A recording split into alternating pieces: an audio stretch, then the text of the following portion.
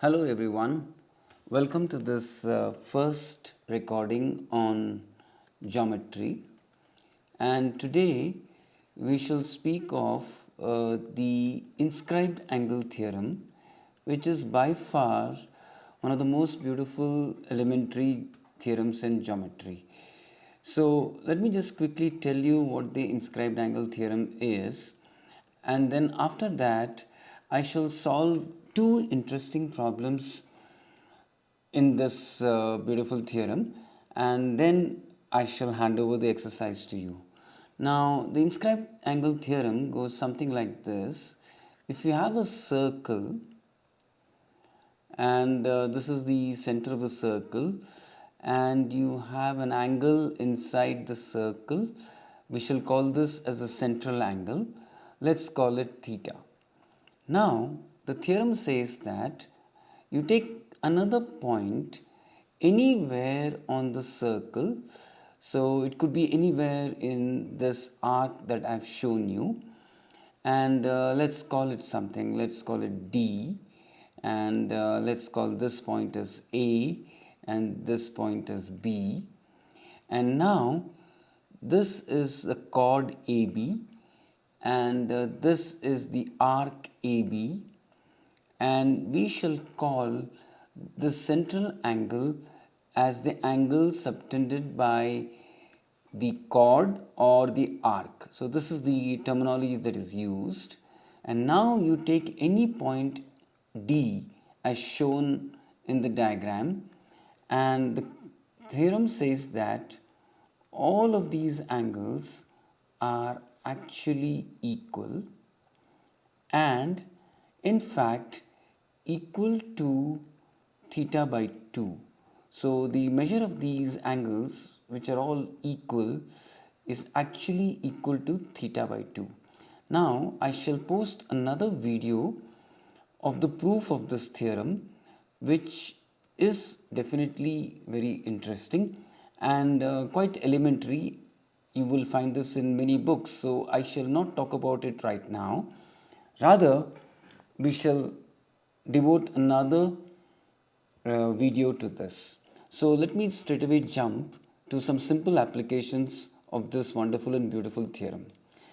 The first one, and if you're looking at it for the first time, is definitely very charming. It says that you take any circle and you take any diameter, and then you can draw various angles subtended by this diameter, and all these angles will actually be equal to half of this angle, which is the central angle, and equal to 180. So all these angles will actually be equal to 90.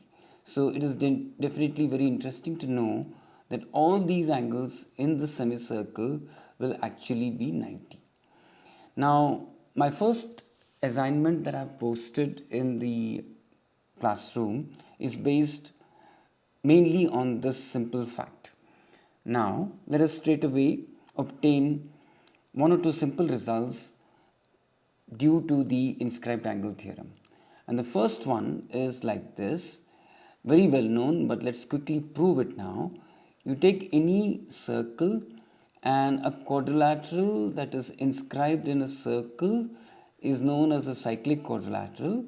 And one of the most nicest properties that we use in school is the fact that the opposite angles, that is A plus C, is equal to 180, and D plus B is also equal to 180. So the proof is very simple. Let's do it very quickly.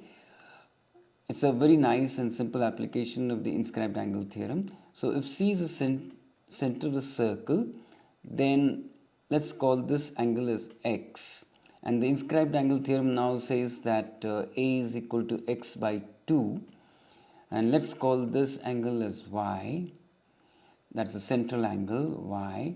And the inscribed angle theorem says that this angle then C will be Y by 2. And therefore A plus C is actually equal to X by 2 plus y by 2, which is equal to x plus y by 2, and notice from the diagram that x plus y is actually equal to 360, and therefore a plus c is equal to 360 divided by 2, that is equal to 180. So the inscribed angle theorem gives a quick proof of this wonderful property of cyclic quadrilaterals. The converse is also true. We shall not discuss it in this particular video. Now let us look at slightly less well known property of the cyclic quadrilateral, which is, so if ABCD, I just draw one quadrilateral like this, and if it so happens that this cyclic quadrilateral, this is a cyclic quadrilateral, then you can be sure that these two angles as shown in the diagram are actually equal in any cyclic quadrilateral. In fact, you can pull out more such pairs. For instance, you can say that this angle and this angle are equal. So the converse of this observation is also true, and this gives us a way to recognize that is there a possibility of 4 points being cyclic, or the quadrilateral formed by these 4 points, is it cyclic? Is there a way to recognize it? Well, we already saw one in the previous slide, which is that a plus c is equal to 180 if and only if it is cyclic. But now we have another test, which is that if these two angles as shown in the diagram are equal, then you can be sure that ABCD is cyclic.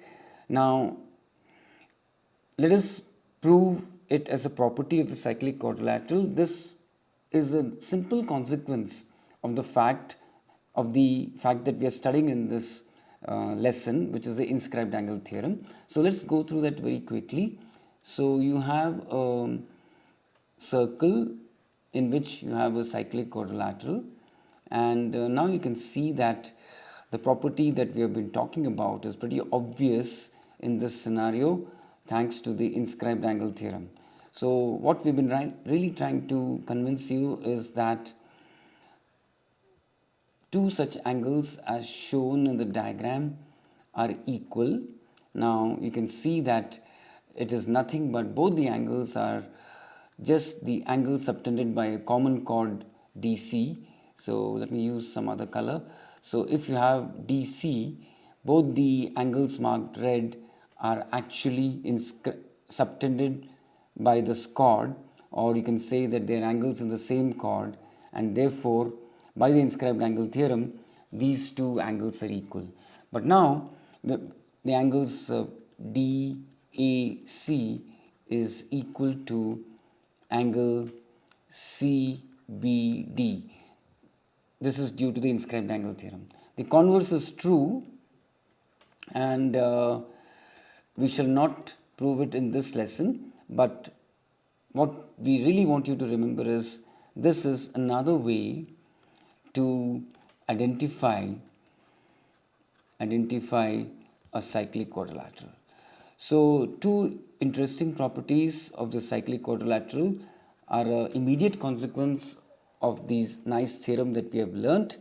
Like I said, there's going to be another lesson in which we're going to prove this theorem, because the proof is definitely very interesting if you haven't seen it before. This is for the beginners. Now, before I end today's lesson, let me discuss two really charming problems, which are problem number 1 and number 2 in the assignment. So the first problem that I want to discuss goes as follows.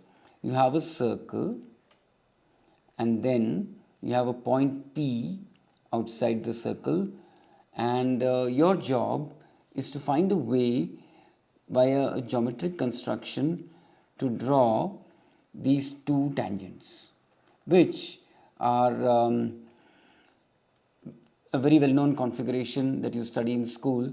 So for instance, if you join these two tangents, the point of contact, if you join it to the center, then you know that this is 90. So that is one really nice property of the tangent. But more interestingly, these two segments PQ and PR are referred to as tangent segments, and the tangent segments are equal in length is a very nice property that you study in school. And well, it's a simple consequence of the fact that these two triangles that I've shown here, this triangle and this triangle, are congruent, and you can easily prove that they are congruent by I think by RHS. So I shall not dwell on this, but rather let me get back to the problem at hand. And the problem at hand that is given in the worksheet asks you to actually construct. How would you construct this two tangents? Now the answer goes as follows. You take the center and you join it to this, then you find the midpoint of this particular segment PC, and then once you identify the midpoint, let us call it something, and now this midpoint OC as radius, you have to draw a circle. OC as radius, you draw a circle. Now you draw the circle with OC as radius. Now once you draw the circle, this circle will cut the blue circle in 2 points. So let's call them something A and B. Now these are the 2 points which you have to join to P, and you can be assured that these are tangent. And now what's the reason? The reason is because you can see in the yellow circle this particular angle which is inscribed in the yellow circle, or rather in the diameter of the yellow circle, and therefore this angle is 90. And pretty much the same reason this angle is also 90, because it is inscribed in the semicircle of the yellow circle, and that is exactly what you're looking for. You're looking for a point A such that CA is perpendicular to PA, and that is the important property of the tangent. And pretty much the same here. CB is perpendicular to PB, and therefore PB is tangent to the blue circle. So you can see here the nice property of the inscribed angle theorem, helpful in this very nice construction. So I'll end the lesson by discussing the second problem. What I really forgot to mention is you really must try the problems. I should have asked you to pause the video before you looked at my solution. So let me at least mention it this time. Let me mention the problem to you, and then ask you to think over the problem. So let me first tell you what the problem is. So the problem consists of constructing a right angle triangle with the information that is given to you is the length of the hypotenuse. So AB is given to you, and the other information that is given to you is the length of the altitude from C to the hypotenuse. So let's call this point D. So CD length also is given. So let me state the problem. Given CD length and AB length, can you construct the right angle triangle?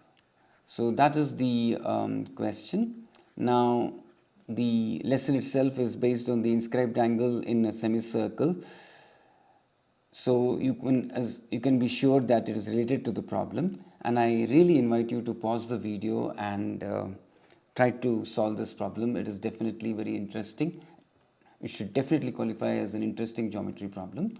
But now I shall presently try to give you the solution, and it's very interesting. So first, since we know the length of the hypotenuse AB, so AB is hypotenuse.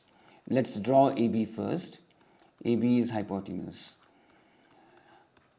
And let us draw the AB first, and then choosing the center of AB, let's call it C, let's draw the circle. After you draw the circle, we definitely would like to use the main property that we have learnt in this chapter, which is that the semicircle inside the angle in a semicircle is going to be 90. Now, since we know the CD height from C, okay, I think I messed up this C. So let's call this O. Let's call the center as O. Now, since we know that CD is the height of the hypotenuse, height on the hypotenuse, what we should do here is draw a line parallel to AB at a distance equal to CD. Now you can see that we have definitely solved the problem. This is definitely an option for choosing C or this, whatever you wish. And now you will see that all the information given in the problem will be satisfied. That is, this is definitely going to be a right angle triangle, and the height drawn from C onto the hypotenuse will be equal to the length CD. And here you can see that I have assumed that as a part of the geometric constructions, you know how to bisect, and also this is well known, so all of you know that. And the other thing that you need to know here is drawing a line parallel, drawing a parallel line. That is, I'm referring to the fact that there is a line, let me call it C dash. So C dash is parallel to AB, and this can be done as a geometric construction. So once again, I've solved the problem using the main theorem that we have learned in this chapter. This is an interesting start to our geometry, and I have put a lot of interesting problems borrowed from the Russian mathematical circles for practice on this one single property. In the next lesson, we shall talk about another magical property, which is similar triangles. And when we add similar triangles to the wonderful inscribed angle theorem, there is a lot of magical results that come out very, very easily. And I look forward to discussing these and presenting problems, presenting illustrative examples, as well as talking about the proofs of this magic that is provided by similar triangles plus inscribed angle theorem. So for today, of course, let's close down, and I look forward to presenting the next lesson to you. Thank you very much.